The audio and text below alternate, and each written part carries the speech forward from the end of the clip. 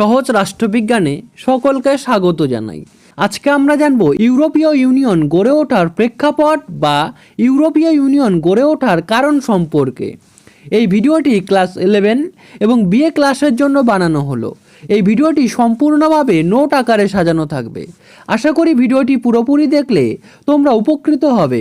তাহলে চলো ভিডিওটি শুরু করা যাক।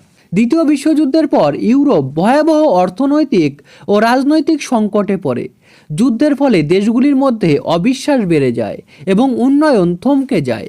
এই পরিস্থিতিতে ইউরোপের দেশগুলি শান্তি বজায় রাখতে ও উন্নয়নের জন্য পারস্পরিক সহযোগিতার প্রয়োজন অনুভব করে। এই চিন্তাভাবনা থেকেই ধীরে ধীরে ইউরোপীয় ইউনিয়নের যাত্রা শুরু হয়।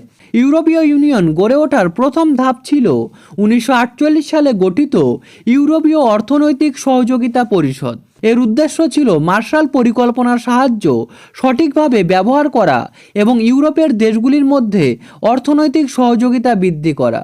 এর ফলে ইউরোপীয় দেশগুলির মধ্যে যৌথভাবে কাজ করার মানসিকতা তৈরি হয়। পরবর্তী ধাপে 1951 সালে ইউরোপীয় কোল অ্যান্ড স্টিল কমিউনিটি গঠিত হয়।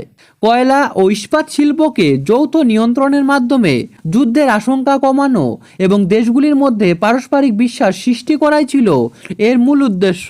এটি ছিল ইউরোপে শান্তি প্রতিষ্ঠার একটি গুরুত্বপূর্ণ পদক্ষেপ। এরপর 1957 সালের রোম চুক্তির মাধ্যমে ইউরোপীয় অর্থনৈতিক কমিউনিটি গঠিত হয়, যা পরে ইউরোপীয় কমিউনিটি নামে পরিচিত হয়। এর লক্ষ্য ছিল সদস্য দেশগুলির মধ্যে যৌথ বাজার তৈরি করা এবং বাণিজ্যিক বাধার অবসান ঘটানো। সবশেষে 1992 সালের ম্যাস্ট্রিক্ট চুক্তির মাধ্যমে আনুষ্ঠানিকভাবে ইউরোপীয় ইউনিয়ন গঠিত হয়। এর ফলে অর্থনৈতিক সহযোগিতার পাশাপাশি ইউরোপীয় ইউনিয়নের রাজনৈতিক ও নীতিগত ঐক্য আরও শক্তিশালী হয়। আশা করি ভিডিওটি তোমাদের ভালো লেগেছে।